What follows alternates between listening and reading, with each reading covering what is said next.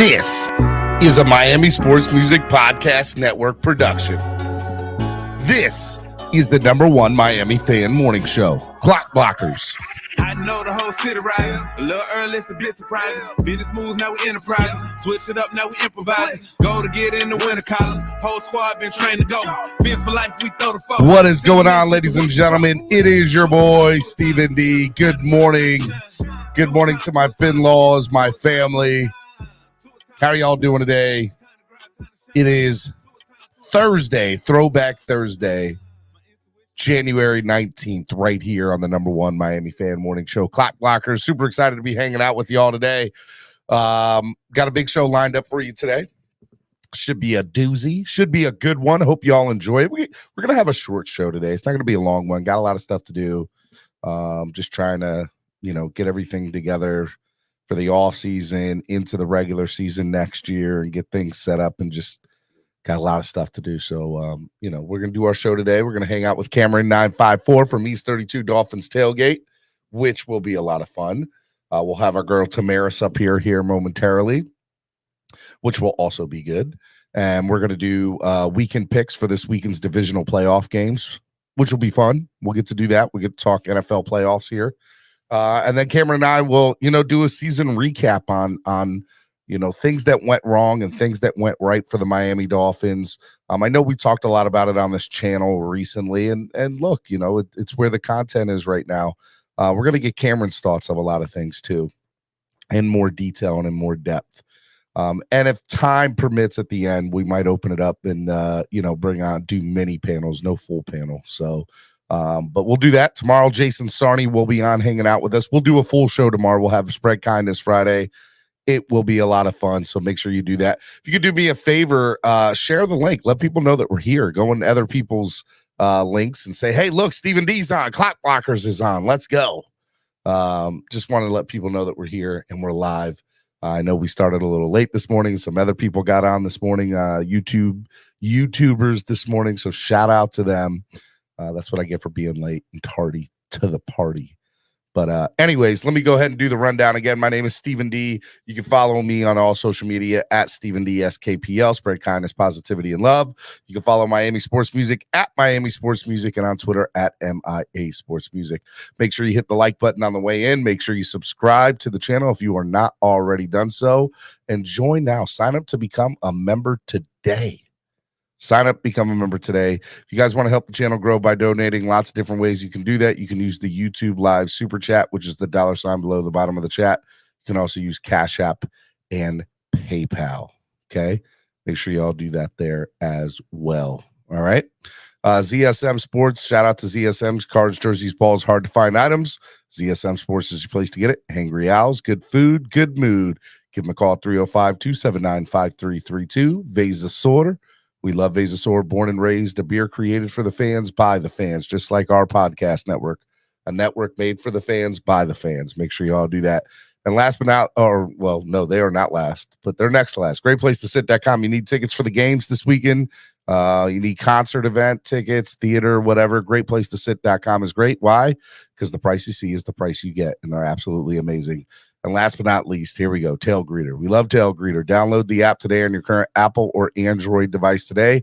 Here is my daily nice thing to say about Apple. Today is day 4 of saying something nice about Apple.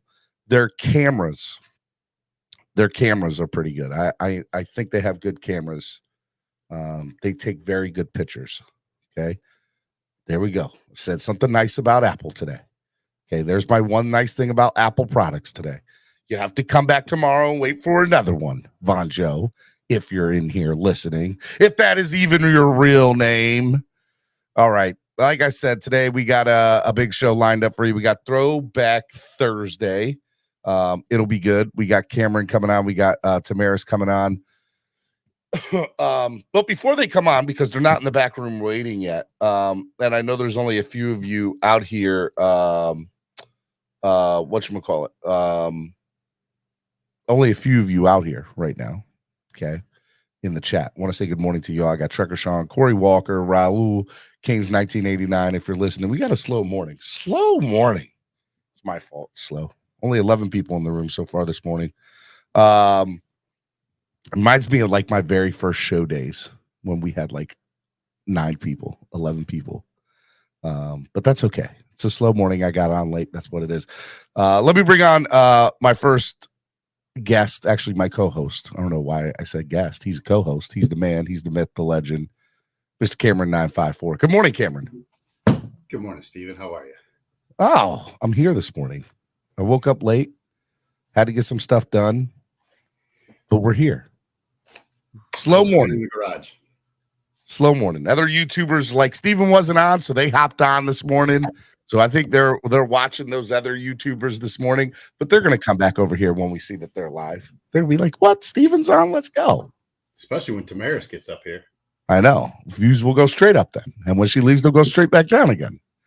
Hey, real quick, before we get into like all the talk, you have kids. I have kids. Something that's there's a big age gap between you and not a big age gap, but a little age gap between you and I. Okay. But I don't know if you can feel the same way as I do on this. I'm like my kids, we have Disney Plus, right? And so I'm watching shows from the 90s that I grew up watching with my kids now. Like we're watching Even Stevens now. I don't know if you know what that show is, but it doesn't matter. Is it not cool though to watch things that you grew up loving with your kids? Is that not, to me, it's like one of the coolest things in the world. Dude, we have gone through every Little Rascals and Three Stooges episode with my daughter. Oh man, that's great. My dad loves the Three Stooges, like the original Three Stooges. And so when my kids went to my dad's last summer or last time, they came back and they're like, Dad, we watched the show called The Three Stooges. It was funny. It was in black and white. And I'm like, oh, okay. But yeah, so no, I get it. I totally get it. But I just thought it was cool. There's breaking news just came out, and it's pretty, I don't know, shocking. But what do you think about Byron Leftwich getting fired? Getting fired. He just got fired. I just retweeted it. What do I think of Byron Leftwich getting fired? Yeah, and it makes me think, is Tom Brady staying in Tampa is like actually my first thought. I don't think that's fair to Byron Leftwich. It's not like he was calling the plays. He was, but we all know Tom Brady was audible in every chance he got at the offense at the line. So what did Byron Leftwich really get to do? Well, he installed, an offense that Brady had to work within. Yeah, that's true. That's true. All right. Hey, we'll get into more detail. We got our special guest as we do each and every Thursday right here on the Miami Sports Music Podcast Network. All right, here we go. The myth, the legend, the one and only. First place killed us the entire year. What is it? 71% winning percentage. Yeah, so that's ridiculous. She needs to flex. Ladies and gentlemen, Tamaris. Hey, Tamaris, do you have a shirt on? I have a dress on, guys. So weird. Okay. My views just went up like 100 people. You don't even know. They just went up. No, obviously. I have a shirt on, guys. How are you? I'm okay. I'm here. Where are you at? Are you in New York? Are you in Florida? No, I'm in Florida, but my hair is not having a great day. So I was like, you got a winter cap on. I was like, what in the world? It's like, let me, whatever hat was near me. By the way, it's like 30 degrees here. So like I'm wearing those when I go out. I get it. I understand it. But in Florida. Yeah, that's fine. Let me ask you, travel to LA, New York, and Florida all the time. Like, what are real quick? We're just gonna, because we got some time. It's not like we got 15 games to go through. No. What are pros and cons between Miami, LA, and New York? Okay, LA, time difference. Fucking hate it. I am forever jet lagged. New York, it's cold right now, so fucking worse. Miami, depending on what time, depending on what day, traffic, tourists. So just LA's got bad traffic, Tamaris. LA has bad traffic, but like I haven't really dealt with it like to that extent. Okay, all right. But Miami's traffic is bad. I'm not going to go there. Traffic has gotten so worse throughout the years because of like after the pandemic, everyone moved here and everyone thought like obviously Miami didn't believe in COVID. So No, literally did not believe in COVID. Like, no one gave a fuck. People were still partying, going on boats. Like, it was Solo called me up in the middle of the pandemic, and he's like, "Hey, is there a pandemic where you guys are at? Because I don't think there's one down here." I was like, "You're right, dude. Florida's its own world." And what about New York? What about New York? New York, it's cold. People are sometimes shitty, but the food is amazing. So, like, doesn't matter. The food is amazing. Who cares if they're assholes? We're eating good up here in New York. Good. Like, it's always something to do. And real quick, Cameron, out of those three cities, which one's your favorite? Miami, LA, or New York?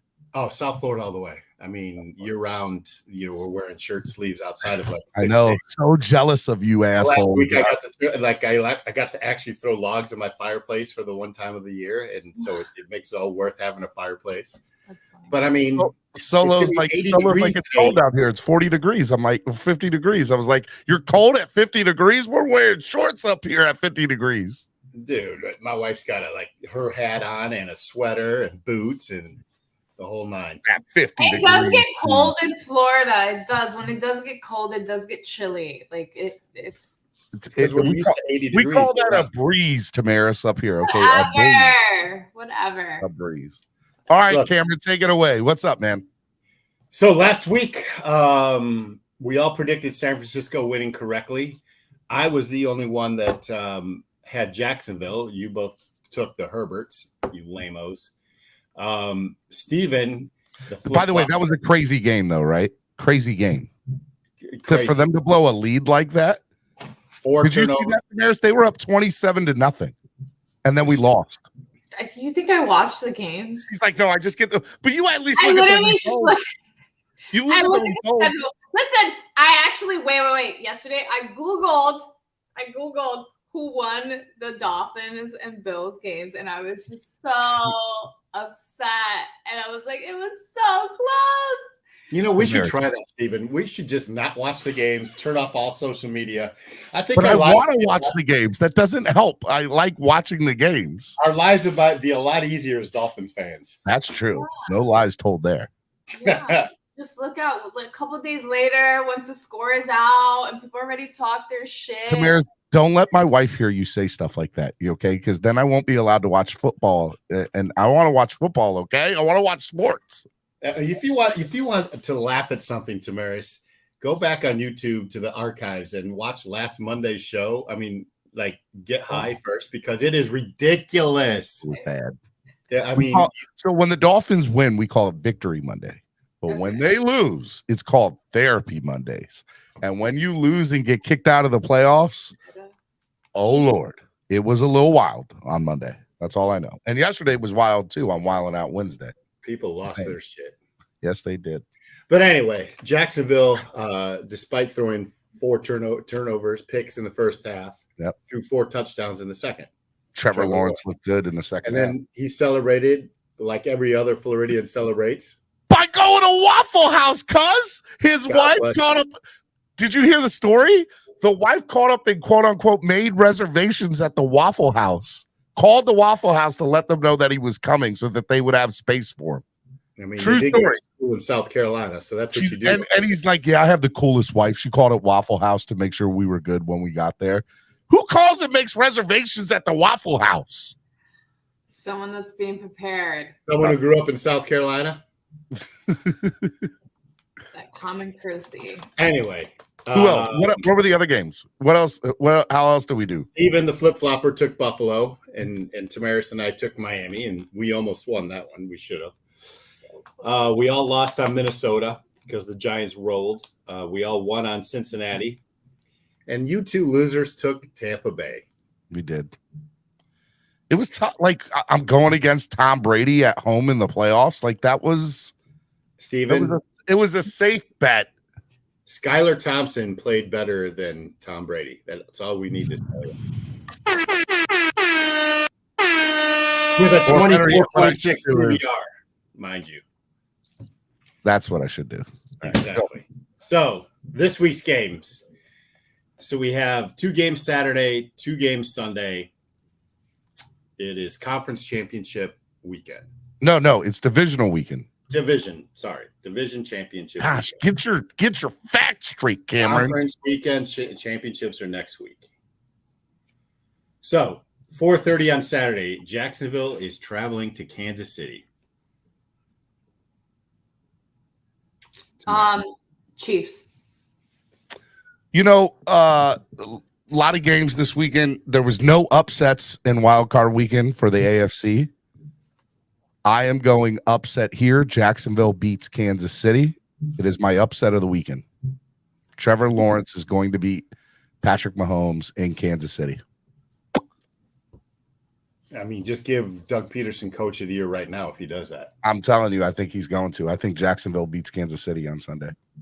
Listen, Trevor Lawrence is going to need a lot more than Waffle House diced slop, 3 eggs over potatoes to get through that game. KC, who is favored by 9. They're favored by 9 this weekend? 9. Oh, bro, I'm taking Jacksonville in the points all freaking day, my guy. All right, that moves us to the 8:15 game, which I'm really excited to see because you've got a New York Giants team full of confidence. Yeah, they do. Their quarterback is, finding his groove. Their defense is playing well. Saquon Barkley looks like a rookie back there. Going into Philadelphia to face the Eagles with a fully healthy Jalen Hurts. Eagles. Safe bet. I said this year that the Eagles wouldn't get to the Super Bowl. I'm still sticking by that statement. Giants surprised me against the Minnesota game. Totally didn't see them winning there. But man, it's tough for me to go against the Eagles in this situation I just don't trust New York enough. So I'm gonna go Eagles. Eagles. Yeah, you listen, Philadelphia is going to prove that they're the best team in the NFC. And they're going to roll New York. So I'm taking What's the point spread in that? 7.5. These are crazy point spreads for divisional playoff weekend in the NFL. 9.5 and 7.5 points in a playoff game. When they played this year, they weren't even close games. I have no idea what you guys are talking about. So point spreads are Vegas has how many points each team will win by on Sunday, and they're accurate for the most part. So the point spread in this game is 7.5 points. So Vegas thinks that the Eagles are going to not only beat the Giants, but they're going to win by more than 7.5 points. But where do you get these points? Like where Vegas has, what would you call them? Like experts who pick these games. Okay. They have script writers that are part of the NFL. Oh, there you go, Cameron. Don't you do it. As Tamaris knows, everything is scripted. Everything is scripted. Everything, Steven. NFL is just one big reality show, and we're suckers. Let me tell you real quick. I used to watch Big Brother all the time, and when I found out as 12, 13 years old, which I shouldn't have been watching Big Brother at that time, that it was scripted, it ruined me. It's not necessarily scripted. It's just like heavily produced. So like they put you in situations. Okay, Tamaris, thank you. Get into your ear, and they kind of Tamaris, you won one of the biggest shows in TV history. Are you kidding me, Tamaris? Not scripted, right, Tamaris? Not scripted. Not scripted at all. Yeah, it was scripted. Tamaris flipped the script. That's what happened. I definitely flipped the script on that. See what you did there. All right, that moves us into Sunday. Probably for me, the most exciting game. Cincinnati Bengals travel to Buffalo. Bills. This is a rematch of the Damar Hamlin game 2 or 3 weeks ago when Damar Hamlin, the game ended in the first quarter when Damar Hamlin got hurt. Very interesting, although this time it's in Buffalo. It's not in Cincinnati. Buffalo almost lost to a 7th seed, 3rd-string rookie quarterback in Skylar Thompson this past Sunday, and I see them in no way, shape, or form beating Cincinnati. Cincinnati will make it back to the AFC Championship game and beat the Bills this Sunday. I'm taking the underdogs in both games in the AFC. All right. So that's one for Cincy. And I agree with you, Steven. In fact, I think Joe Mixon runs for 150 yards and 2 touchdowns. Mhm. Joe Burrow has another 3 touchdowns. And Josh Allen goes Josh Allen, 2 touchdowns, 2 picks. Sounds very accurate. Cincy all day. The Buffalo Bills are 5.5-point favorites, which blows my mind. Steven. How many points? 5.5. That's insane to me that any game is above 3.5 points in playoff weekend. Sorry. Stupid. All right, next game. The Dallas Cowgirls go into San Francisco to face the Purdies. 49ers. You know, this game, you're excited for the Bengals and Bills. I'm excited for the Cowboys and 49ers game. I think that's going to be the most fun game. Well, Chiefs and Jaguars will be a fun one to watch too. But, you know, I don't know when this train falls off the tracks with the 7th round Mr. Irrelevant Brock Purdy quarterback for the San Francisco 49ers. But, man, they look good, don't they? They look good against Seattle in that second half. And the Cowboys, since they've won the Super Bowl in the 90s, have not gotten out of the NFC divisional round. Is this the year that they're going to do it? They almost beat San Francisco last year in the NFC divisional game. I'm going to go 49ers because I just think they're going to win it all. That's my. By the way, I'm going to have one question for you guys here in a minute. But, yeah, I'm going 49ers. Yeah, I am too. I think San Francisco's got too many weapons. Purdy has shown that he protects the ball, makes the right decisions, and leads this offense probably better than Garoppolo or certainly Trey Lance. So Brock Purdy, we're on that Purdy train, man. Would be really cool to see Mr. Irrelevant win the freaking Super Bowl, wouldn't it? Insane. Well, it'd be Tom Brady story 2.0 all over again. You know, Brady was even on a greater scale.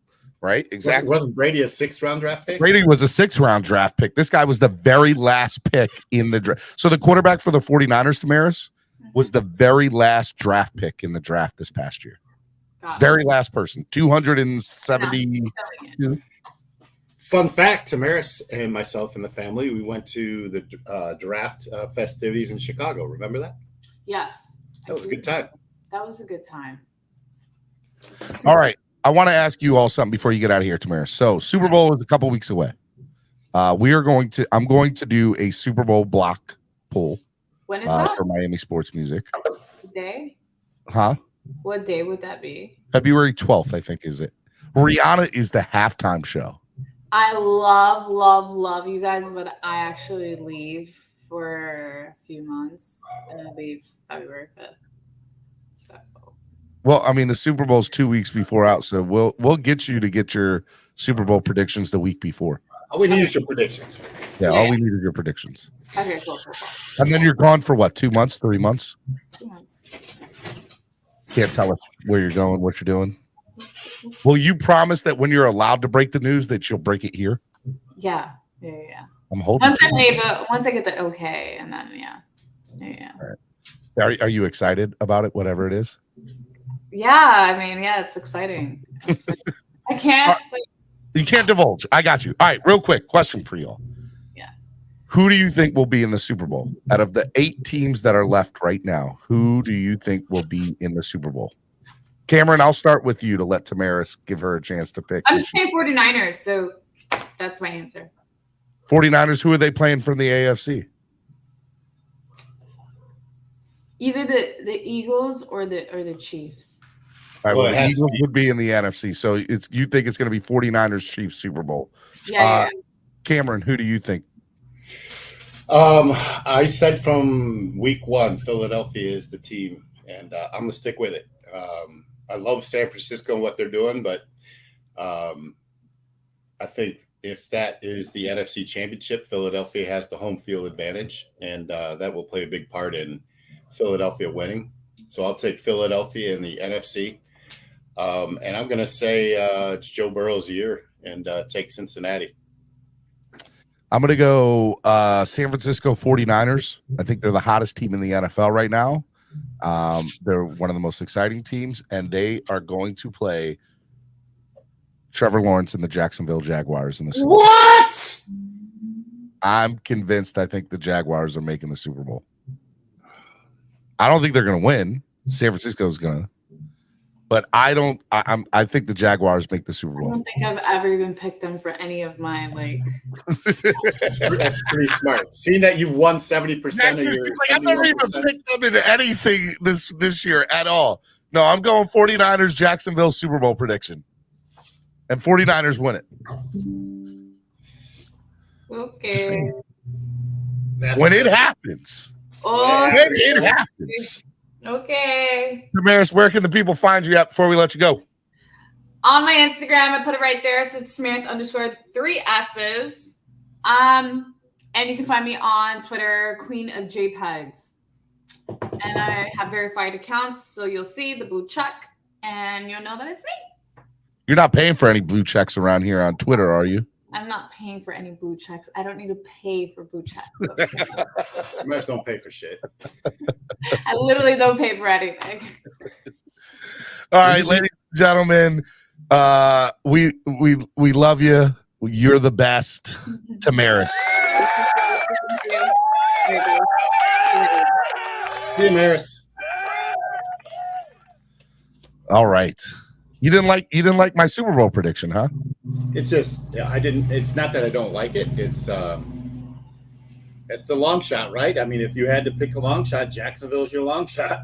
Jacksonville's my long shot. Here's why I like them, man. Like, I watched the game this weekend in that second half, and I'm like, well, they could clearly go toe-to-toe with the Chiefs. I'm not worried about them.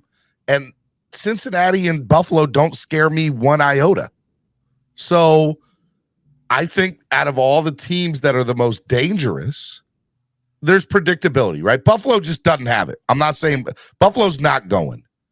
No way Buffalo goes to the Super Bowl. Cincy, like, I'm looking at them and I'm like, they're good. It's going to be a Cincinnati-Jacksonville AFC Championship game. But but if Jacksonville does get beat by the Chiefs, if that does happen, it's going to be 49ers Chiefs Super Bowl again. So according to DraftKings Sportsbook, the Chiefs are the odds-on favorite, plus 300. The Bills right behind them at plus 350. 49ers plus 450. Eagles plus 500. And then it jumps to Cincinnati at plus 800. Cowboys plus 800. And two long shots that in Vegas's eyes, Giants at plus 2,500. Jags at plus 3,500. Like, well, I'm taking the Jags all day with that plus 3,500. So you bet, like, I would bet the Giants now, right? Because they have a realistic chance of beating Philadelphia. Oh, yeah. You know, right? Well, let me not. I did not in any way, shape, or form see the Giants beating Minnesota last weekend. Like, I just didn't see it. Listen, Minnesota imploded. Like, they did. No other team. Bad. And what in the hell is Kirk Cousins, who's been in this league for 48 years, doing, checking down with the game on the line and throwing a 3-yard pass? It was horrible. I mean, absolutely horrible. Chuck it down the field and hope for a flag if nobody's open. I mean, if I'm Minnesota, I would have made that phone call to Harbaugh and say, what do you want? We'll give you whatever you want. Look what you have here. Well, it wasn't really the coaches. I mean, that was just a really bad decision by Kirk Cousins. Kirk Cousins got you 12 wins.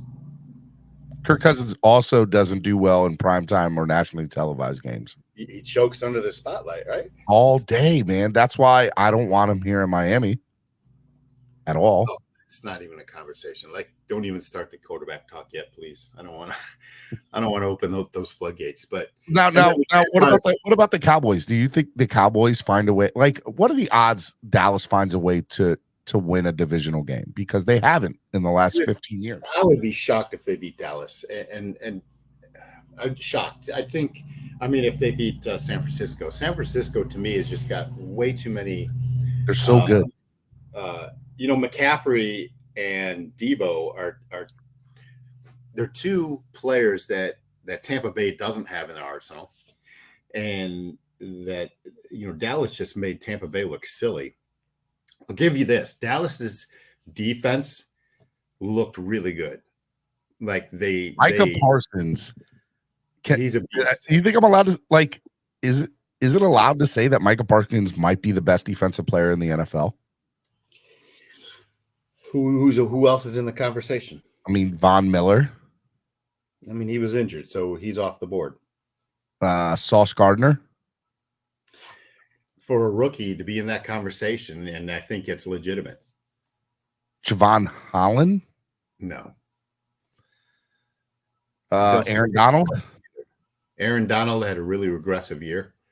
Roquan Smith didn't finish the year. Roquan Smith, he's not flashy, doesn't make headlines. He's solid, and I mean he's TJ Watt.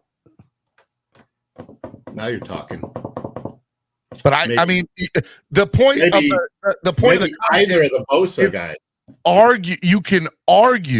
You can make an argument that Micah Parsons is maybe the best defensive player in the NFL. Like, it's an argument. It's not. Say that, and you would have no argument for me. And it could be either the Bosa boys. Like they're in the conversation. Joey and Nick. Although William Perry came up here yesterday and said that they're both serial killers and eat people. Dude, they're choir boys from St. Thomas Aquinas. Stop it. I was like, what? Why are you wilding out Wednesday, yo? Those two are racist mofos. They're racist? Dude, just Google Bosa racism. Oh, wow. I did not know this. See, I'm learning stuff now. I am learning. I'm going to go and look at that. I did not know this was the deal. All right, real quick. Let's go to Bengals and Bills in a little bit more detail. That game is you didn't get a chance. You didn't get a chance to see it 2 or 3 weeks ago, and now you're going to get to see it played out, in Buffalo. What does that game even look like after Cincinnati had the lead when the injury happened, right? 7-3. Just 7-3.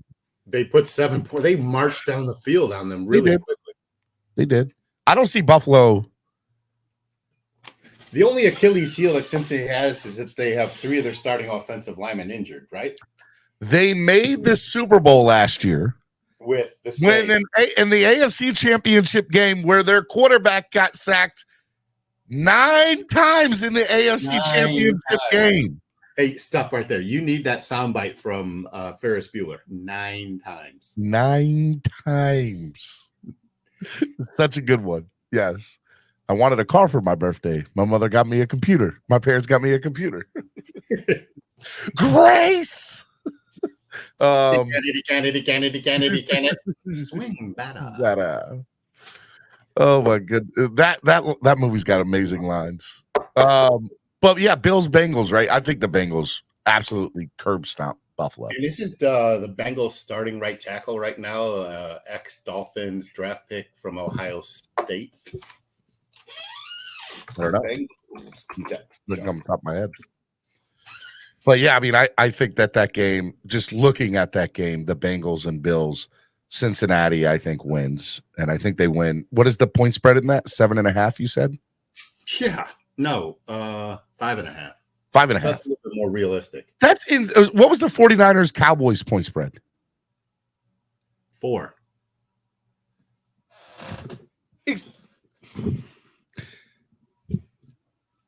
Call on me. Call on me. I'm raising my hand. Steven, do you have something to... Can you please explain to me why in the NFL Division Championship playoff games there is not one game that is less than 3.5 points? The standard in playoff games is 3 to 3.5 points. Are you kidding me? 4, 5.5, 7.5, and 9.5 points in all 4 games? I'll tell you this, and maybe Cameron. Maybe Vegas knows that they're not going to be close games, and they're trying to generate some action because they're not close. They were wrong this weekend with Buffalo and Miami. Not 14 points. So disrespectful. Huh? They were wrong with Jacksonville too. 100%. they've been wrong like the last couple of weeks, just straight wrong. So, look, I'm going to say this. Bengals curb stop Buffalo. Cowboys and 49ers will be close. Eagles, the Giants, out of all the teams this weekend, the Giants, I just don't understand them. They are the biggest question mark to me. I don't understand them. And then Jacksonville and the Chiefs, we know what the Chiefs can do. But, man, that second half of Jacksonville game, boy, I was like, ugh. Let Trevor Lawrence get hot. Let Christian Kirk get hot. Let these boys get hot in Jacksonville. But they're going to do it in KC against, why not? Team. Like, come on. I don't know, man. There's just something about Jacksonville. There's just Trevor Lawrence might have. I love Doug Peterson. I wanted him in Miami like so bad last year. I was so upset when we didn't get him. And I see what he's doing he's doing the same thing McDaniel did with Tua, just on a bigger level. He gave Trevor Lawrence all the confidence in the world. We saw what Trevor Lawrence was last year with who's the head coach? Urban Meyer. It was horrible. It was horrendous. He had no confidence. That poverty-stricken franchise just looks so bad. And you see what Doug Peterson did in Jacksonville this year, and you're like, wow, this is what a tenured head coach can do to a young quarterback and a decent roster. Like, they look good. So I think that they put up a lot of noise against Kansas City. And if they beat Kansas City, they're going to the Super Bowl. I'm not saying they're going to win, but I would love to see a Jaguars 49ers Super Bowl. What I don't want to see is a 49ers Chiefs Super Bowl. Don't want to see 49ers Chiefs. I want to see the best two teams play each other. I don't want to see the 49ers and Chiefs again. I hate seeing I just don't like seeing the same teams. Now, having said that, if the Dolphins went, 3 out of 5 years or 4 out of 7 years, I would have been like, let's go. But it's not my team. So I don't want to see the Chiefs and the 49ers again. I would love to, here's the other thing too. Would be a real nostalgia Super Bowl? Cowboys, Bills. That would be a fun Super Bowl to watch. 49ers, Bills would be a fun Super Bowl to watch. So, everything that the Bills have gone through, you got to go back where, beginning of the season when the owner had, health issues, the snow apocalypse that happened earlier in the year where, they had to move a game. What's their tight end's name? Knox, right? His brother dying. Yeah. Dawson Knox, his brother passing away. And then the whole Damar Hamlin thing. And I'm not trivializing the Damar Hamlin thing because it's not trivial at all, but the Bills have gone through a lot off the field during the season, which only makes, a team stronger, right? And before the playoffs started and after, when Hamlin, was given the thumbs up in that week, when everyone knew that he was going to be all right, I came on here and said, Buffalo might not lose another quarter. And then they go and play a half-ass game against the Patriots, where the Patriots were in that game until the fourth quarter. And then just should have been beaten by, a seventh round quarterback and a team full with a depleted roster in Miami. So it just, I don't know if Buffalo's firing on all cylinders. I don't know if they look like right now a Super Bowl worthy team. I just don't think they've played Super Bowl worthy football, consistent 3 phases of the game football over the past 2 weeks. They haven't at all. They have not. And I said, by the way, I said 49ers Bills would be a fun Super Bowl. I meant 49ers Bengals would be a fun Super Bowl because they played each other a couple times before in the Super Bowl back in the day when Collinsworth was there and I would just like to see that. I would like to see Cincinnati get their revenge on San Fran. Although I like San Fran too. That's a crazy story. Brock Purdy going to win a Super Bowl. Could you imagine? So I was just going to bring that up. And if you look at all of the remaining quarterbacks, Dak Prescott's the old man. All right. So, and Mahomes is right behind him. Let's talk about that. Let's go. Trevor Lawrence. What do you think about Trevor Lawrence? He's young coming kid, into his own, exciting. The second half of the year. Like Doug Peterson was brought in to do exactly what Trevor Lawrence, to lead Trevor Lawrence to what he's doing now. Same thing with McDaniel. And if it weren't for the concussions, we'd be talking about McDaniel and Tua in the same vein. 100%. Patrick Mahomes. I mean, he's the second oldest quarterback in the playoffs right now, and in terms of games played. If he wins a second Super Bowl, does he automatically go to top 10 quarterback who ever played? If he wins another Super Bowl, does Patrick Mahomes put himself as a top 10 quarterback to ever play the game? There's only been 3 quarterbacks that have not won the Super Bowl that are in the Hall of Fame.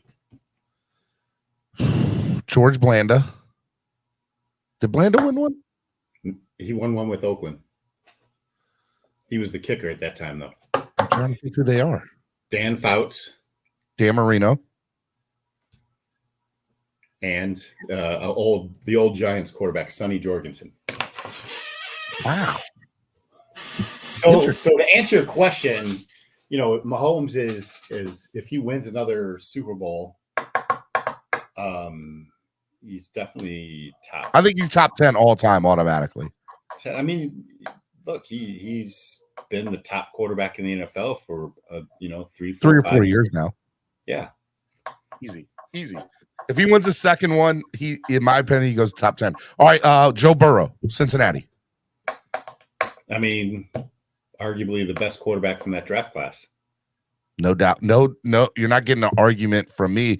I'd like to see Burrow pull it off, just from an NFL standpoint, because there's this cockiness and grit to him. And the Burrow Mahomes, matchup, I mean, that's a fun one to watch all day, every day, right? So, Burrow. And then Josh Allen. Josh Allen is coming to his own over the past 2.5, 3 seasons. He is top 5 quarterback in the league. Yep. But until he wins the big game, you cannot say that he's the best quarterback or No. I mean, these are things we like about the quarterbacks that are remaining in there. Daniel Jones. That's a very interesting one. So he's the biggest surprise, and probably the quarterback. He and Trevor Lawrence have probably realized the most maturation throughout the season from day one. And listen, Brian Dable, the same story like Peterson. Yep. He was brought in. He's an offensive, coordinator, head coach now. And he, I think more than anything, he gave Jones the confidence that he can do and perform on an elite level in the NFL. And you've seen that. Let me stay. I didn't want to see Dable with a 10-foot pole in Miami. I still stick behind that statement, but I'm very surprised how deep New York's gotten this year and how good they've looked. And I got to give credit where credit's due. Dable's part of that, It's got to be a right fit, right? Like Dable already was here in Miami. Maybe, he wasn't excited to come here. And it goes both ways. Just because he wasn't the coach in Miami or Peterson wasn't the coach in Miami, maybe they understood and liked the opportunities elsewhere. And that's a whole nother conversation. That's a whole other conversation. All right, Jalen Hurts. I love this guy, and I think I've loved him since Oklahoma. He's always the underdog, right? And he's proven that he's a winner.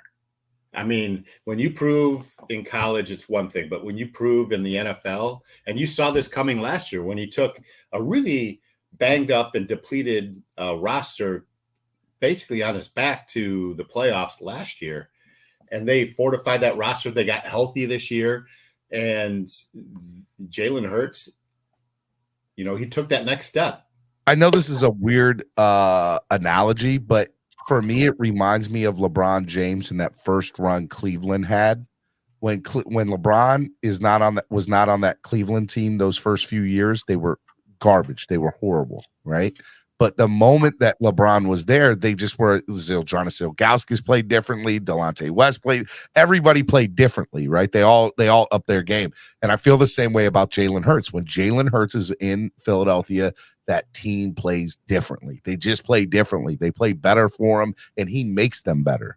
And that's what's exciting about Jalen Hurts, and that's why he is fun to watch. I'll give you that. And a lot of credit, I think, has to be given to their coach Sirianni, however you pronounce his name. Nick Sirianni. That team is an absolute mirror of his personality and his drive. There is no question whatsoever whose team that is, and it's Sirianni's. Dak Prescott. I mean, we've been waiting forever for Dak to win the big game, to do what he's supposed to do. And he gets chance after chance every year to do it, it feels like.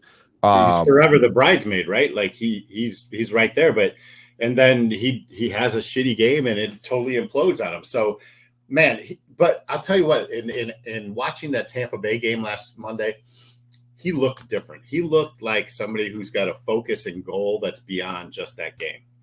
The way he ran the ball, the way he directed the offense, the way he was spot on with all of his reads, and how he directed that offense, I think was the most impressive thing for me to see. That gives Dallas fans hope that if he can do that for the next 3 games, they have a legit shot. 100%. And look, if the Cowboys do finally win the NFC, if the Cowboys beat San Fran, if they do, long shot. Again, I think San Fran wins it all. But if they do, I'm going to say Dallas is going to win it all. Because I'll say the winner of Dallas San Fran wins it all. So it means the Philadelphia has the home field advantage, right? And probably outside of Kansas. I told you I don't like. There is something about Phil. Oh wait, let me do the last one. Let's go Brock Purdy real quick, and then I'll say what I'll say about Philly. I mean, he's been the surprise of the whole NFL season in my eyes. Yeah. What he's been able to do. What's he on, a 6-game win streak? Are you kidding me? Yeah, they're on an 11 or 12-game win streak as a team. At a time of the year when teams are playing their best football, San Francisco is just rolling, cruising. And you can and you got to thank John Lynch for that, because what he did to go get Christian McCaffrey and being able to just that team playing as well as they are, and nothing against Kyle, nothing to take away from Kyle Shanahan either, right? But that is a great example of a GM and a head coach working together, being young and understanding what they need to go out and win football games. And it seems like even when they don't hit on certain things, they still get lucky. And Trey Lance isn't working. Oh, we still got Garoppolo, who's 48-19. Oh, Garoppolo doesn't work out. Oh, you got Mr. Irrelevant. He still worked for you. Like, everything just seems to work for them. And it doesn't matter really what goes wrong for the most part. They make it work. And they're healthy. They're healthy. And I think that's a big part of it too. I would love to see a Philadelphia San Francisco NFC championship for that reason only. This Brock Purdy storyline. It would be fun. It would be so fun to watch. I would love that too. The NFC teams, to me, with the exception of the Giants, are more exciting. But the Trevor Lawrence storyline in the AFC is really exciting too. Real quick, let me just say what I was going to say about Philly. I said this weeks ago. I said when there's just something about them that when they start playing better teams, are they going to be able to hold up? They almost lost to Houston this year. They should have lost to Houston this year. Steven, Jalen was playing in that game. Steven, look who's left in the NFC. Well, you got the Giants, the Eagles, the Cowboys, and the 49ers. In my opinion, if the Eagles play... 3 of those teams play in the same division. I understand, which is crazy, right, by the way? Pretty good. And Philadelphia on that division. NFC East is the best division in football right now? Is that a fact? Can we say that? Is that a factual statement? I mean, it's evident just by the teams remaining. Yeah, 100%. So, look, I'll say this. If the Eagles have to play the Cowboys or the 49ers, to me, I don't like it. They might get lucky because they're an interdivision rival with Dallas, but I don't see any way, shape, or form Philly beating San Fran. I just don't. And by the way, the 2 teams deserving to be in the NFC Championship game would be Philly and San Fran. Like, they are the 2 teams that deserve to be there. I don't know who deserves. You can make an argument that either San Francisco or Dallas deserve to be there. Yes, you Dallas can. has been Dallas has been, really San good all year Francisco long. is the hottest team in the NFL right now. Both the teams deserve to be there. Yeah. Okay. Oh, you said they both deserve. Yeah. Okay. Yeah. 100%. 100%. All right. Miami Sports Music's number one Miami fan morning show, Clock Blockers, right here on the Miami Sports Music Podcast Network. We want to talk some other news and notes from around the NFL today. The Bucs have fired offensive coordinator Byron Leftwich, the team making sweeping changes to their coaching staff following an 8-9 regular season and wild card loss to Dallas. As many as 5 offensive assistants and 2 defenses assistants are expected to be let go. Cameron, what is your take on what's going on in Tampa, and what does this say to you? I mean, Byron Leftwich, came in a year before Tampa Bay or before Brady, right? I don't know that it says anything other than maybe there's a lot of change coming down the pike. Yeah. I mean, does that mean Brady's staying or Brady's going? I honestly can't see how Brady plays another year there anywhere. Really? The way he played, like he threw the ball 62 times.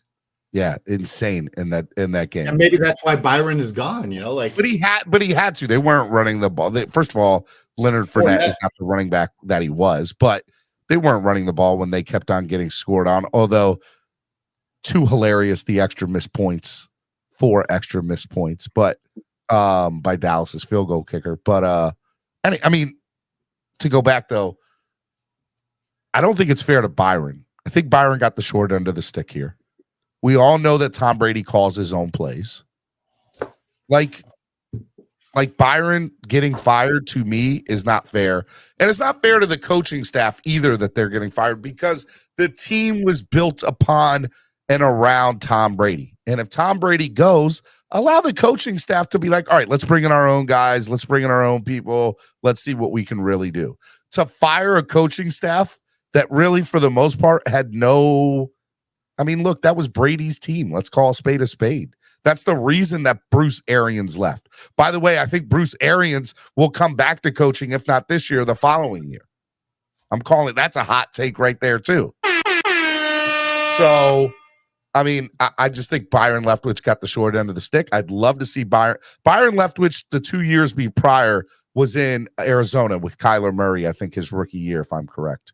And so...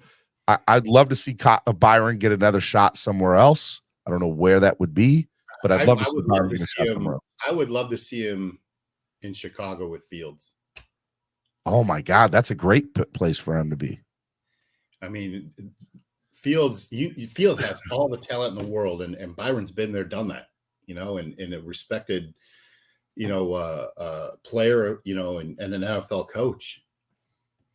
Level 2 Noob said they were going to fire Leftwich during the bye week and let him stick around to see if he could fix it. What was he going to fix? Who is in charge of that offensive team? Nobody but Brady.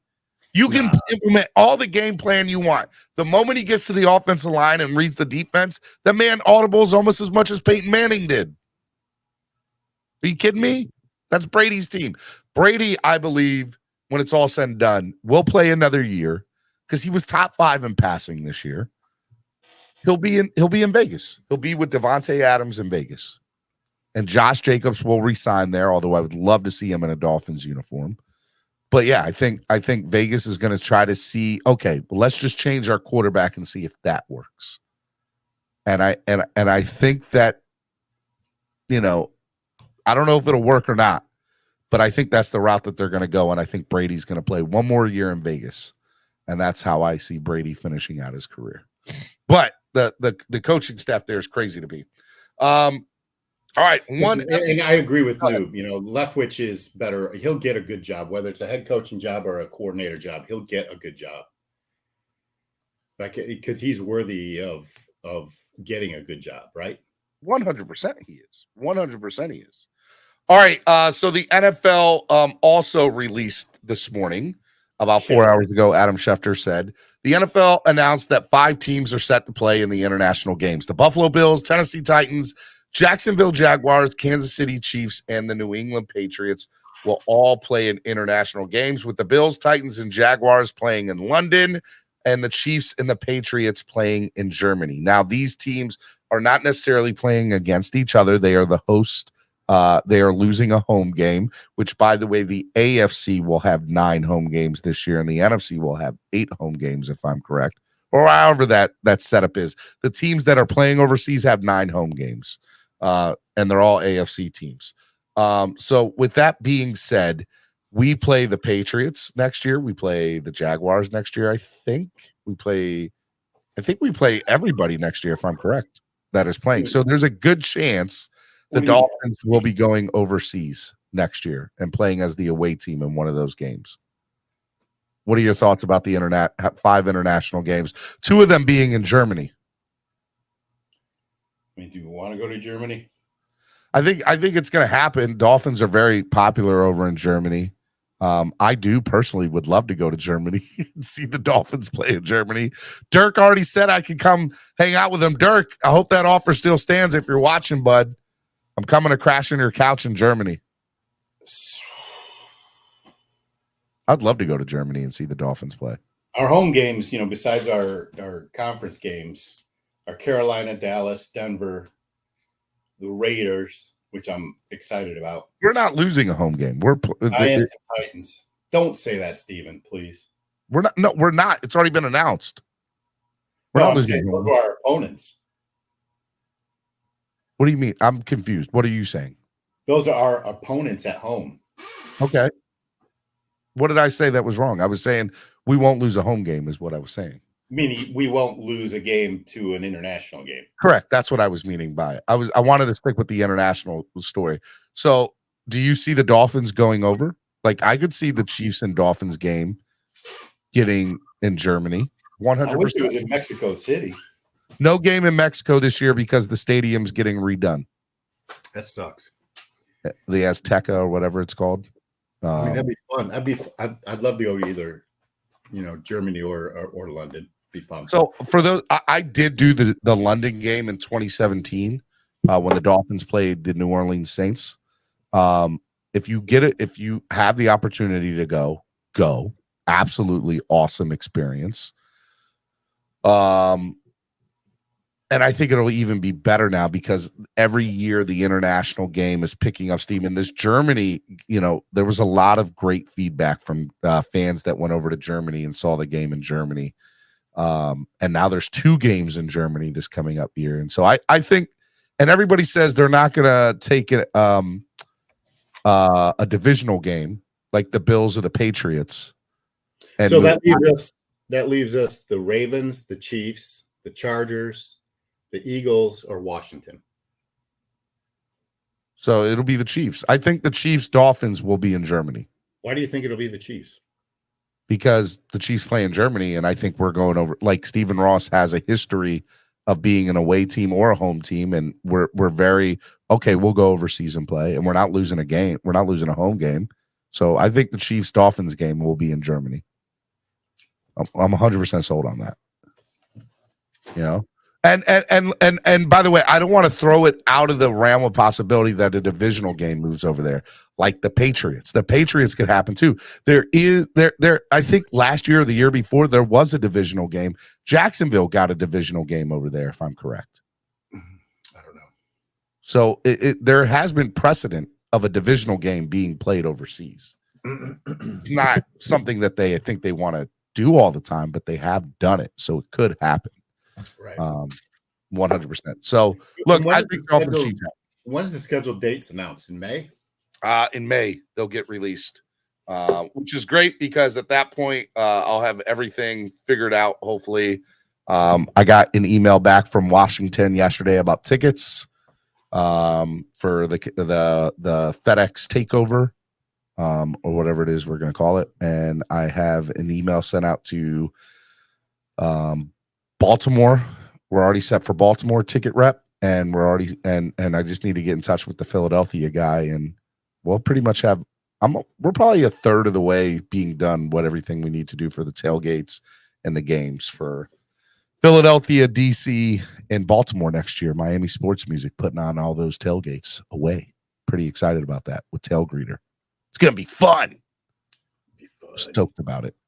All right, let's get into Dolphins talk. Miami Sports Music's #1 Miami fan morning show, Clock Blockers.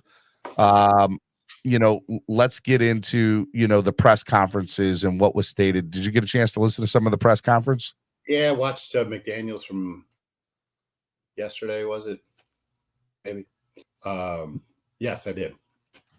What was your takeaway from it? What did you think? They said, things to the standpoint of whatchamacallit. They said things to the standpoint of Tua's coming back next year.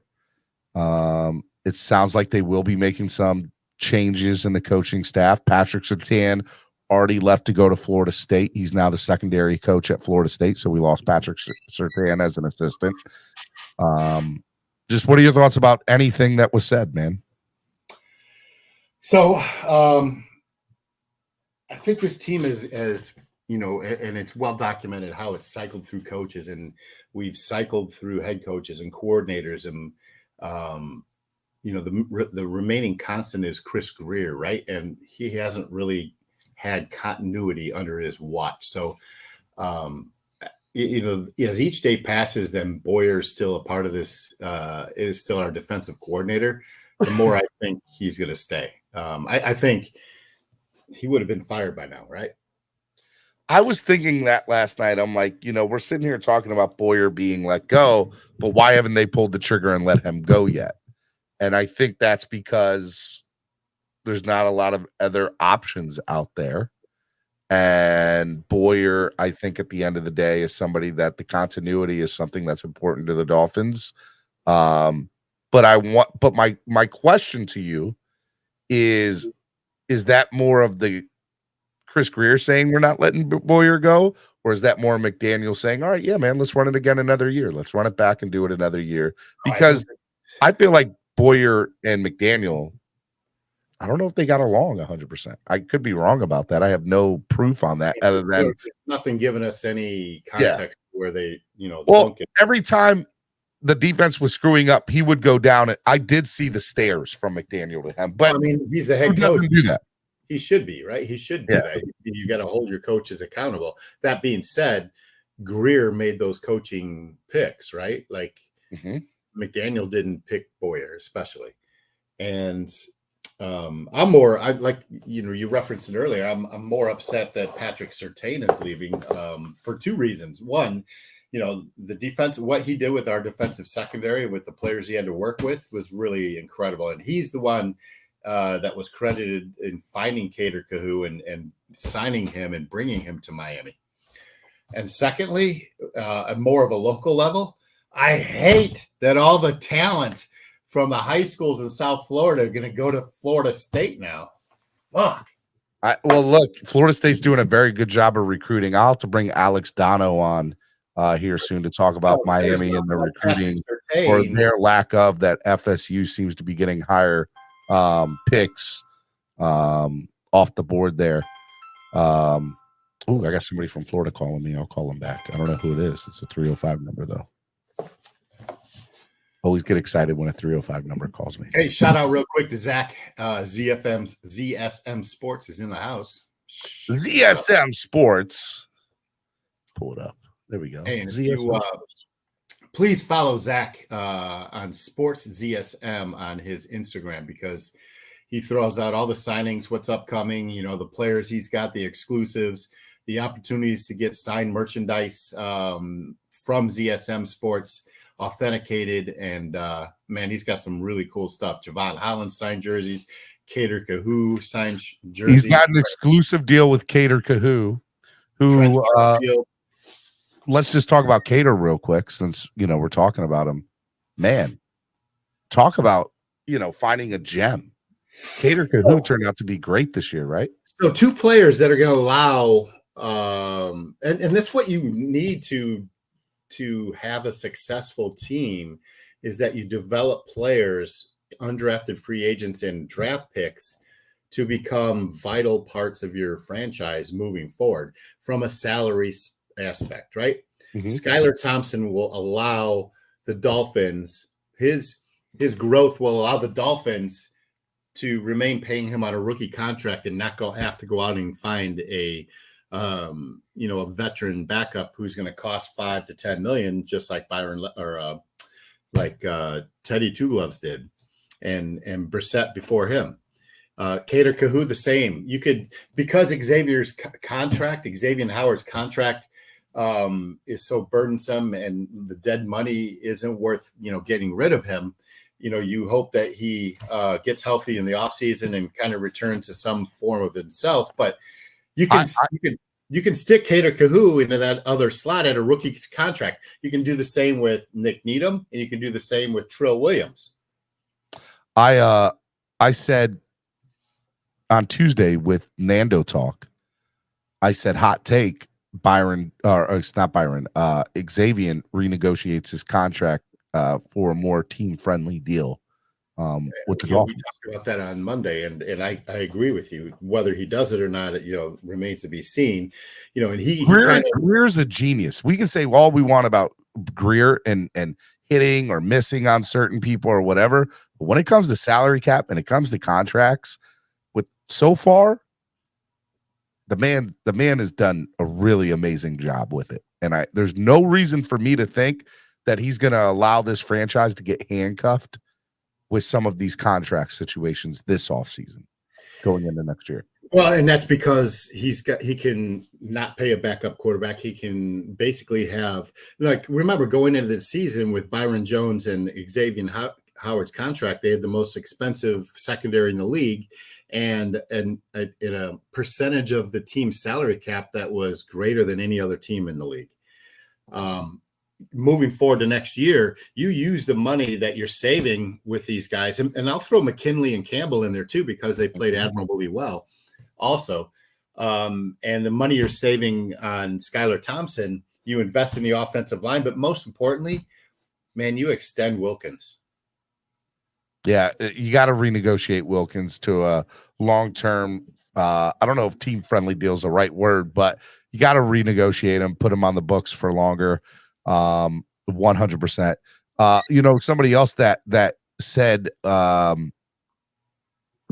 people were allowed to talk to injured players, and one of the injured players was Nick Needham, who said that the Dolphins have already expressed that they want to bring him back and retain him for next year, which I don't think is a bad idea. I like Needham when he's healthy. No, I mean, when so let's think about this going into next year. Let's say hypothetically you have X on one boundary, Cater on the other. You plug in Needham in his nickel position that he excelled in.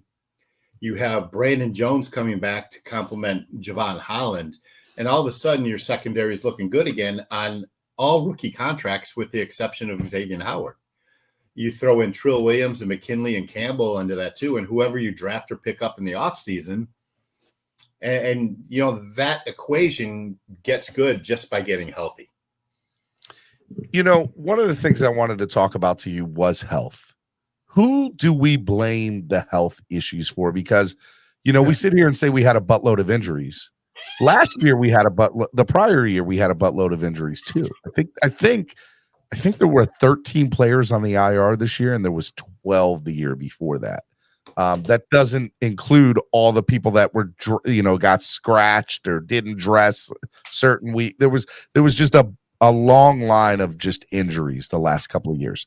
Do we blame that on the game? Do we blame that on strength and conditioning coaches? Do we blame that on Greer not bringing in people that, can stay healthy? What are your thoughts about that? Players staying or being healthy at the end of the year? Because we look at a team like San Fran. I think they've had 2 or 3 players this year. That's it. Go on IR. That's it. And they've been healthy the entire year. So, I mean, I think a lot of it's the game, Steven, to be honest with you, luck or bad luck. I mean, you look at McCaffrey and, speaking of San Francisco, he had an injury history, and that was the knock on him. And so far, so good in San Francisco. So, it's all about, playing and your ability to play on the field when you're available. and these guys haven't been available for one reason or the other. I don't think it has as much to do with our strength and training staff as people want it to be. I think they're looking for scapegoats. Strength and conditioning is one thing, and there is, importance in that, but these players are bigger, faster, stronger, and it's a part of the game, in my opinion. Like concussions are a part of the game, broken ankles are a part of the game, blown out knees are a part of the game. And it's just, is our time to bear the brunt of a lot of those injuries. Everything's cyclical, next year, I think you said on Monday, like, it's, the track record for teams are having a lot of players out the next year they're healthy is, who knows, man. Maybe that's a little bit of false hope, but I think more importantly, Stephen, to answer your question, it shows the importance of developing players 10 through 50, 10 through 30. Yep. Really. Your second and third string guys that will play significant snaps during the year. And I don't know that, especially in the offensive line, that we have the depth that's needed to be a playoff team. Okay. Let me ask you another question. The team itself, we talk about talent evaluation and finding players and not hitting on certain draft picks, aka Noah Igbenogany, right? We see Jalen Phillips kind of have a little bit of a setback during the regular season, but man, did he show up in the playoff game this year? He looked amazing in the playoff game. And towards the end of the year, I felt like he was getting better, but neither here or there. We look at talent evaluation and we look at somebody like Kader Kahu, who just seems to me just this diamond in the rough, right? And Zach Seiler, same thing too, right? Zach Seiler, somebody who let go by the Ravens, was just a waiver wire pickup and turned out to be Seiler, in my opinion. Seiler deserves to be a Pro Bowl nod. Like, that's how good he played, along with, Wilkins. So, Wilkins, I think those are the two linemen that are indispensable. Yeah, 100%. I look at these guys and I say to myself, I said at the offseason, I said Matt Applebaum would be the biggest contributor to the Dolphins this year, the offensive line head coach from Boston College. I don't know if you can make the argument that I was wrong because of how well our run didn't do, I think our offensive line was the best it's looked in 10 years. Is that a fair statement? No. Okay. All right. I was asking. I think we improved over last year, but we were dead last or bottom 3 last year. We're relying on Teron Armstead, who's an all-pro when healthy, but he missed 7 games or 6 games this year. Mm-hmm. Our other starting tackle was a player that we had on the roster 4 years ago and dumped him and picked up off the street in Brandon Shell. Connor Williams was a good signing, and whether he's a guard or center, he played admirably in the center. And then I think Robert Hunt is probably the only offensive lineman that you could say Greer drafted that has lived up to expectations. So Austin Jackson shouldn't be on the team next season.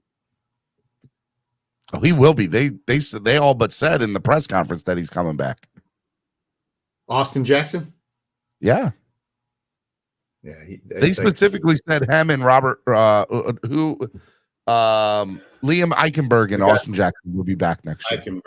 Eichenberg, I have a little bit more faith in because he's an inside. He's a guard. I think he's not a tackle. He has the skills to play both guard positions. What Dieter is still doing on this team, I have no idea. So again, is that Greer's fault? Is that scouting department's fault? Is that a combination of all of it? Ultimately, it's Greer. It falls on Greer.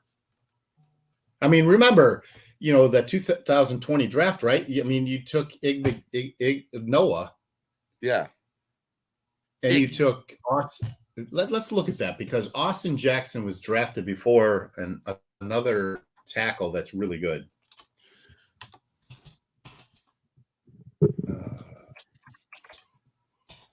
That was the NFL, the 2020 draft, right? Yeah. Which, by the way, that 2020 draft, was that the COVID draft? If that's Noah's draft, that's what I'm seeing a lot of people, not even in the Dolphin community, just in content creators that cover football, a lot of people are giving GMs the benefit of the doubt with that COVID draft because there was no talent evaluation process except what you saw on game film, and you had limited game film, for that year.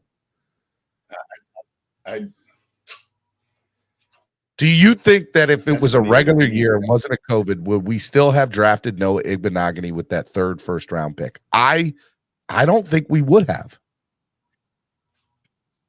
If you remember when that pick was made, it was a steal, right? Like, because he was a 19-year-old, if I'm not mistaken, or 18-year-old, having played 1 year at Auburn. The Philadelphia it wasn't a steal, it was a reach. It was a reach. I remember. Let me finish.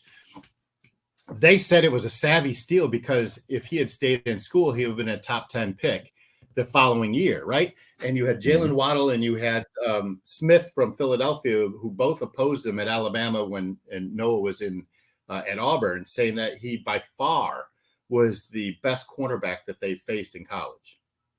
All right, and his measurables were off the charts at the time. And he was young and he was developable,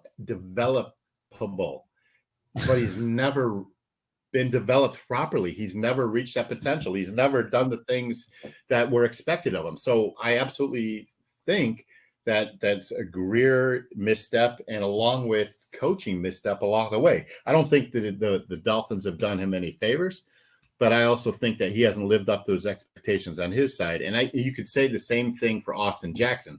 Austin Jackson was drafted before Justin Jefferson, before Cesar Ruiz, who is the guard center for New Orleans, who's a rock. I mean, those are two players you'd love to have on this team. Brandon Ayuk. Love to have Patrick Queen. Love to have him. Patrick Queen. LSU linebacker. So dude was a stud. No, I didn't like the Noah pick when it happened. ESPN and NFL, and I remember vividly watching that draft. They're like, "Oh, this is a reach. Dolphins could have got this guy in the second round to, get him as their third first-round pick. This is a reach."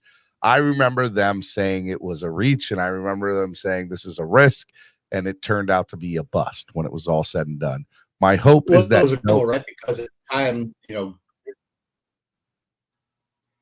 you broke up. Greer with a hog with 3 first-round draft picks. So, no, I was saying that at the time it was viewed. Greer had 3 first-round draft picks, and he hit on Tua and he hit on Austin Jackson. So he took a gamble on Noah. He did hit on those two.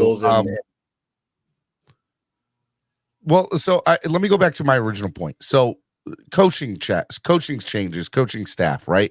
We talk about. I talked about Applebaum with the offensive line. I talk about, Boyer probably being retained, the fact that he's still here, almost, working on a week, 5 days after the last day of the season. Is there any major coaching staffs that you just see getting turned around now 5 days after that is going to make an improvement on this team one way or the other? Or is the continuity of keeping what we have in-house currently the better option to go to instead of seeing is somebody else going to help us make us better? Because you look at somebody like Tampa and you see that they're making 7 coaching changes on their coaching staff, pros and cons of both. I think the one department, the one phase that this team sorely needs a change in coaching is special teams. Danny Crossman has just been atrocious. I mean, really bad. I mean, I wish we could have Darren Rizzi back, right?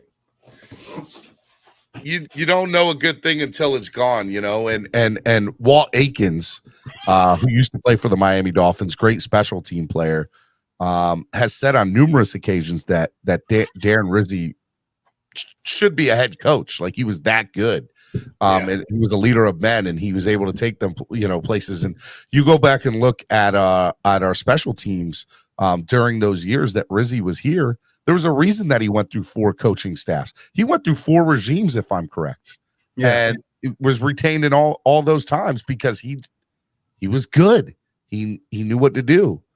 Yeah, I do miss Darren Rizzi. I do miss our special teams coach. You asked me the question. I think special teams is where a change is made and needs to be made. That's interesting. All right. Well, I mean, it's not interesting. I agree with you, nonetheless. All right. Miami Sports Music's #1 Miami fan morning show, Clock Blockers, right here on the Miami Sports Music Podcast Network. Let me ask. Yeah. One last thing about the coaching staff on the Dolphins that I want to ask you. What do you make of Daryl Bevel turning down OC interviews for 2 different teams? Very surprised when I saw that. And why am I surprised? Because some of those opportunities he had was to go be an offensive coordinator and really turn the trajectory on his career and accelerate it, right? And if you're staying, my thought is it's because you like what's happening here. If it was so bad, which is why I'm getting 2 different things, right? I look at the Patrick Surtain leaving. I'm like, why would he leave if we're, doing something really special here? But I guess Sam Madison, and his buddy's here. Sam is here. So I was like scratching my head, but then in the same breath, Daryl Bevel's turning down opportunities to advance his career because he wants to stay and work with Tua, or he wants to stay and be with this, with McDaniel, and he sees something here. And so, but it goes back to Boyer's on the defensive side and McDaniel's on the offensive side. So it tells me a lot about McDaniel. It tells me a lot that somebody, because we have a history of coaches wanting to leave to go to better opportunities. We have a revolving door when it comes to coaches and assistants coming in and out of the building. So the fact that somebody wanted to stay, I'm all for it. And I think that he got exactly what he wanted. And everybody said next year he's going to get a raise. I think he's going to get a raise. He'll get a raise in title. He'll be the assistant head coach and the offensive coordinator, if I'm correct. Well, I think it's to your point, it speaks to maybe his identifying his ability to develop and grow within a system, learn from McDaniel, learn and work with Tua and this offense. I mean, you get to work with Cheetah, you get to work with Waddle. So, those are all really good reasons. And maybe he feels he's just not ready yet. Maybe he's got more growth to do. And I don't think that's the case. I think he knows, like, if somebody wants to advance their career and get that opportunity, it's great. And look, you can make the argument that saying, well, he didn't take it because the Dolphins said, all right, we'll give you a raise and a change in title and you'll officially become the OC. That's probably true. But I also think that if it was that bad, he would leave here. He wants to go where his career, like, he's going to get more opportunities. And I think it's some of those places that he turned down, he would have gotten some really good opportunities to show who he really is. And I think he thinks his best opportunity is here in Miami with Tua or whoever, with McDaniel. I'll say with McDaniel. He thinks his best opportunity is with McDaniel. Nothing wrong with that. All right, Miami Sports Music's #1 Miami fan morning show, Clock Blockers, right here on the Miami Sports Music Podcast Network. Another thing that happened was Mike Gesicki saying goodbye on social media yesterday.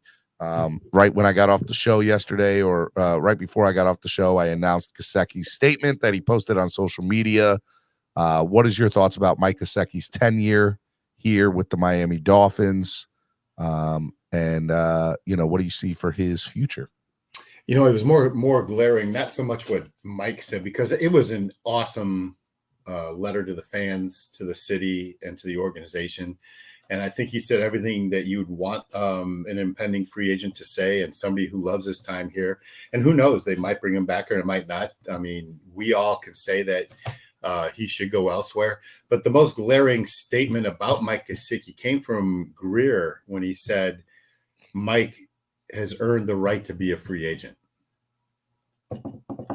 He did everything was asked. He did everything that was asked, and publicly, with the exception of the video, of him talking to Dawson Knox or whoever from Buffalo saying, oh, that's what it's like to get catches. That's what it's like to catch, touchdown passes. With the exception of that, he was a model player of how you're not happy. Just shut up. Just play it. Just wait till your contract's.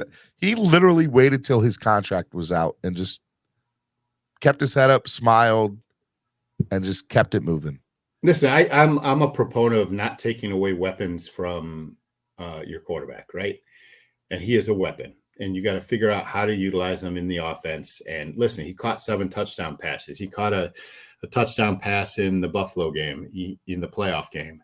He shows up when it's needed. Can he block? Probably not. Is he slow for an outside receiver? Probably. Does he get open? Sure. And he knows how to play the game of football, and he's definitely a red zone weapon that's unique. Is he worth, paying top 10 tight end money or even top 20 wide receiver money to? That's the debate, I think. What's his value and how he's utilized on the Dolphins, and would he be utilized differently on another team? Because it can be said that, through 4 years, 5 years, whatever, however long he's been here, that blocking's not his strong suit. So is he a prototypical tight end? No. But so do you pay him as a wide receiver? And you can't do that either. I'd love to see Dalton Schultz here next year. Firstly, let me just say that. Give me Dalton Schultz. You drafted Hunter Long. You have Durham Smythe under contract, and you have the guy Tanner Connor that they love. And I love Durham, but that really balled out. And so within this offense, you have to understand, where do those players fit? I mean, are they the red zone, threats that Mike Gesicki is? No. And I would go to say that the Miami Dolphins don't have another red zone threat like Mike Gesicki. Somebody that can high point a ball better than anybody else on the field. Just look at that Baltimore game. I mean, look at that's what makes me think the Dolphins will make 2 or 3 offseason moves. It won't be a big name player like Tyreek, but we'll get a couple of players where we're going to be like, wow, okay, let's go. I personally think they offer him a contract, whether he accepts or not is up to him. I think he can get more money elsewhere, but I think his value to the Dolphins is exactly who he is, and that's a red zone threat. Who wants to say somewhere where they only got, what did he get, 30 catches this year? 32 catches, 345 yards, but 7 touchdowns. 7. He's not staying here. But who cares? If they offer you a contract to catch 32 passes and 7, but you don't, out of those 32, a fifth of them are touchdowns. You figure out a way to use that guy. Yeah, but they didn't do it this year. So what makes you think they're going to do it next year? Man, because just like you could say that for McDaniel for a lot of things, right? So McDaniel's going to change his philosophy.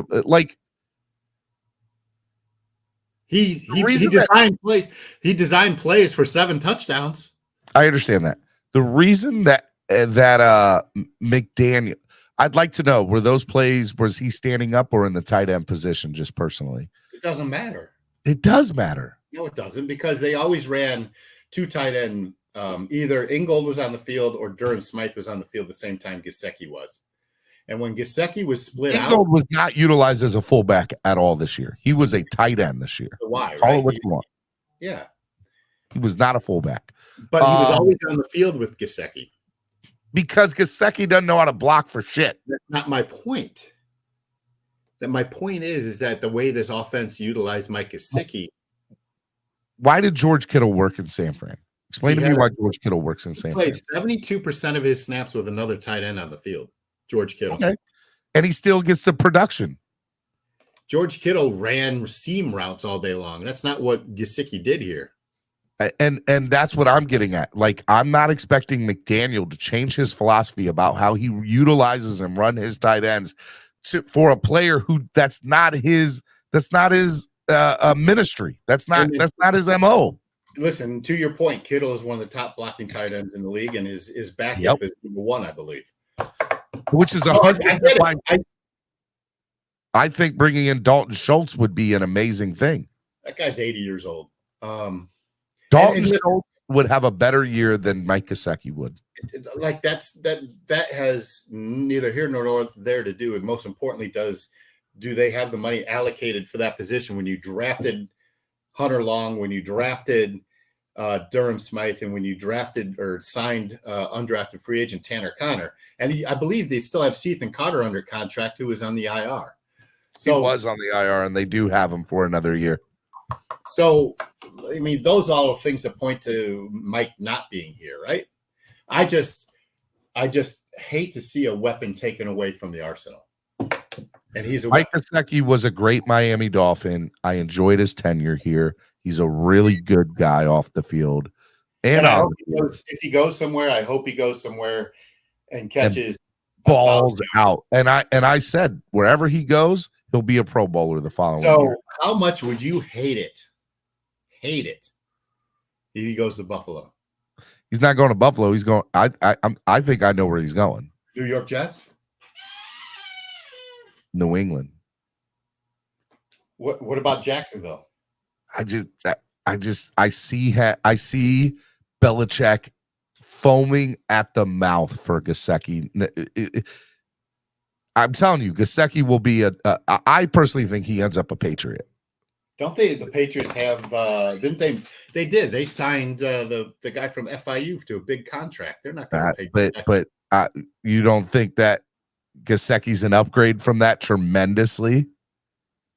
No. I mean, you just gave me all the reasons why he's not. He can't block. Neither could Rob Gronkowski. Okay, so then why are you making excuses for him not blocking now? Then why don't the Dolphins? Because Belichick's offense is catered to a Gesicki type player. You're not. You are so out of bounds. And by the way, I don't think you're off of the Jets. I think the Jets is a good choice. I could see him ended up there. Jets are going to spend they're going to spend a lot of money again this year. You know, but you know, here's the other thing too. We talk about all these positions, right? Where's the money going to come from, and where's the need going to be? Because one of the things they talked about in the press conference this week was not making a lot of changes. They're not going to do a lot of off-season shopping. Are you okay with them running it back? Hashtag running it back with the roster as is, with maybe one or two changes. Let's just say they make two changes. Be a lot more than one or two changes, and then I agree with that. I agree with that. It's going to come from players 15 through 50. I think it'll be lower than that. I think it'll be like 20 through 50. But yeah, I mean 25 through 50. But yeah, it'll come at the end of the roster. It'll come. And then the last thing that we'll talk about here in our last few minutes is Tua in the quarterback situation. They came out, they publicly said Tua's our guy next year. We're going with Tua. What are your thoughts about that? I just want to get how you feel with them saying that publicly out loud. And do you think they're scheming and they're just trying to have no quarterback controversy, but they are secretly, if they have a better opportunity to upgrade, they're going to pull the trigger? I mean, listen, we talked earlier about continuity on this team, and that starts at the quarterback outside of the coaching staff. Tua has been the best quarterback statistically, since Marino that this franchise has seen. His big crutch is health and ability to stay on the field. How would you, if you got rid of him this year, like you cut him, which is not going to happen from a salary cap standpoint, and remind you, like they can do the same thing with Tua as the Giants did with Daniel Jones. It's make it or break it year. You play out that last year, your rookie contract. Let's see if we got. And this franchise is proven, or this offense is proven. McDaniel has proven, at least through the first half of the season, first 5 games of the season, that this offense is a world beater when it's clicking. And you give this offense that opportunity to do that for longer than 3, 5, 8 games. So in your mind, Tua comes back next year, 100%, no doubts. No doubt, 100%. And Skyler's the backup. Yes, They don't bring in a veteran backup. What's that? They don't bring in a third quarterback and a veteran backup. I say they draft one. Interesting. That's a hot take. Skyler is showing the ability to win a game or at least keep your team competitive. He's a rookie quarterback. He has got growth ahead of him. Mm-hmm. And he does have growth ahead of him. You see the abilities that Skyler has. I mean, he made some great passes and he made some shitty decisions. And so that all comes with a rookie quarterback, especially one that's drafted in the seventh round. You know, I said this week, I said, you know what, the Dolphins going after Gardner Minshew or Andy Dalton or a veteran, quarterback free agent makes sense to me. But you just that's interesting. Why spend money where we don't need to spend money at? We're over the cap already. We're over the cap already. You don't need to spend money on another backup quarterback who's going to, take up $5 to $10 million a year cap. Dalton's not coming here for $1 million, $2 million, $5 million. He's just proven to win games still in this league as a starter. So why is he going to come here when the team is already Gardner? What about Gardner? Gardner Minshew, I think, still wants a starting position too. He has proven that he can lead the offense to starts. I mean, Gardner Minshew to me should go right down the 95 to Washington because he'd be the starter right away there. Interesting. Okay, so your mind, they keep Tua. What about Aaron Rodgers or Tom Brady? Are they at least having internal conversations about that? I mean, you have to entertain it, right? If Rodgers, agent calls Mr. Ross and says, "Listen," and he said it on Pat at the post game. He said he said, "I'd love to play down here." Well, he said it in the Pat McAfee show that he can still be an MVP in this league with the right receivers and the right offense. And to me, he's like, he might as well just called up Mike McDaniel and said that specifically. He is trying to come down to Miami. Like he's like he wants Miami to come get him. Who wouldn't with Tyreek Hill and Jalen Waddle? Yeah, 100%. So I mean, is there a world where that happens? And what happens with Tua if that happens? I mean, because Green Bay's not getting Tua. Green Bay doesn't want Tua. I don't put anything past Mr. Ross. I don't put anything past him. He wants to win a Super Bowl. And if he thinks, gutting this team and giving Rodgers $35 million on a 1 year, 2 year deal, 2 years at $35 million, he'll make it work. When will we know? Before, after the draft? No, you'll know March 12th, right? I think so. That's when the new season starts. Exactly. Interesting. I mean, listen, do I think that's going to happen? No. Do I think they stick with Tua? Yes, I do. Do I think Skyler's the backup going into next season? Yes. Do I think Xavier's still on this team? Yes. Do I think Cater Kahoo and Trill Williams and Needham coming back and Brandon Jones coming back solidifies that secondary? Yes. If they get healthy, yes. I think the money is allocated towards offensive line and running back. I hope offensive line. I just want them to get better at O-line. And I'd love to see us go get Pollard as the running back. Give me Pollard from Dallas as my running back. He's going to cost a lot of money. He's so good though. I love him. But Jacobs is the type of running back that you need. Jacobs too. I like Jacobs too. I'll take either one. A bell cow running back, and you use Mostert and Wilson. And remind you, Wilson's going to be on this team next year. You know why? Because they gave up two draft picks for Stalvin Ahmed. I still think stays too, depending on the free agent they bring in. Ahmed and Gaskin are interchangeable in my eyes. All right. Somebody said something yesterday. Just want to get your thought. GMs are like politicians. It was a blanket statement. But the reason that it came up into context was they think that they think that this them making the statement that Tua's our guy next year is a very political move, so that there's no controversy outside of the organization or inside the organization. But they could very easily then pull the trigger on Aaron Rodgers or Tom Brady or whatever, and nobody's going to say anything about that because they're, this brings the less scrutiny. Stating this, it brings less scrutiny to the franchise either way. What is your thought about the blanket statement? GMs are like politicians, and B, do you? I mean, you kind of already answered that. Just maybe a little bit further. Is that you've already said that. You said Stephen Ross will do anything. But so what is your blanket statement on GMs are like politicians? No, absolutely. I mean, they have to, what goes on behind closed doors, we can only speculate, right? And that's why the show is what it is, because we're speculating half the time. We have no inside knowledge. Mm-hmm. And I think Greer and McDaniel saying that publicly right off the bat really gives the franchise some breathing room, and it gives Tua some breathing room, because there's never been a more scrutinized guy, so it takes some of the spotlight off of him, regardless if it's on him internally, and I'm not even watching that shit over there. Coming from the casuals, Vonjo, that means a lot. Oh my goodness. All right. Miami Sports Music's #1 Miami fan morning show. It was a lot of fun this morning. We had a late start. We're having an early on time finish. Let's wrap up, man. Your final thoughts of the day. Give me anything you want to give me, man.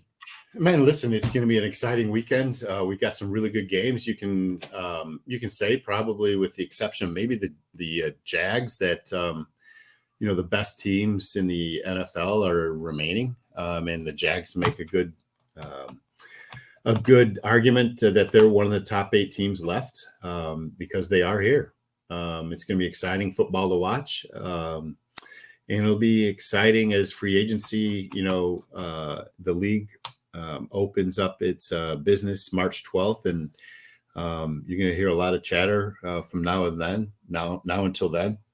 So, it's going to be an exciting weekend. That's about it. I'm happy. The progress that this team showed allows us hope for the future, and we've been saying that for the last God knows how many years, but it's a little bit more tangible. Did we show the improvements that, we wanted? Probably the scope of improvements? No, but we did show improvements, and at least we have a plan. And if this team, extends Wilkins or shows the willingness to extend him, it'll tell us a lot about how the direction of this team is moving forward. If this team, coaching staff remains together, it tells us a lot about how this, the vision of this team moves forward. But if Ross, if there's somebody on TMZ that photographs either Brady or Rodgers on Ross's yacht down in Brickell, forget about it, man. That's the Miami Dolphins. We're TMZ light. We're TMZ. Oh man, I like it. All right. I just want to remind you. So we're gonna do. I'm gonna give the many details out now. But we're gonna do a Super Bowl box pool, Super Bowl squares, whatever people want to call it. Okay. So what is there? 100 different ways this can go. There's 100 boxes, and you get to pick out of 100, and the buy-in will be $100. And we'll do first, at the end of the first quarter, at the end of the second quarter, at the end of the third quarter, at the end of the fourth. Portion of the money will be going towards the podcast network, and portion of the money will go towards y'all, to the winners. So we're going to do that. I'm going to have the details for that, so that we can start picking the box pulls. I have a feeling that's going to get filled up very, very quickly, because people like Super Bowl box pulls. So I'm going to start that. Hopefully tomorrow I'll have all the details for that, if not by Monday. So be on at Stephen D SKPL, spread kindness, positivity, and love. No donations today. Donate to the channel, help the channel grow. If you want to donate, do that tomorrow. Spread Kindness Friday. Go ahead. The best donation ever is the positivity I'm seeing out of Cap for Life today. It's the Cap for Life. He is definitely today. Mr. Positivity at its finest. Rubber says, lame. You didn't bring up anyone today. I can't have Wildin' Out Wednesday every day. Then Wildin' Out Wednesday won't be as special as it is. Okay. Today it was just me and Cameron. It was very intimate. It was very exclusive. Tamaris was here too. I do love you all. Y'all are the best fans in the world. Tomorrow, Spread Kindness Friday. Jason Sarney will be on with me. We're gonna have a good time there. And again, if you liked what you heard today, or even if you didn't like what you heard today, make sure you share. Make sure you share. Let the people know that we were on today. I know that some other YouTubers might have went live today because we were late, and doesn't matter. I love y'all. Y'all the best fans in the world. Anything else, Cameron, before we go? Did you see Master at Work? I did see it. It was pretty good. Love you guys, man. Have a great day. We will see you all tomorrow right here on Clock Blockers or Flip Floppers, whatever one you want to call it. A little early, it's a bit surprising. Business moves, now we enterprising. Switch it up, now we improvising. Go to get in the winter column. Whole squad been trained to go. Fist for life, we throw the foe. Singing this.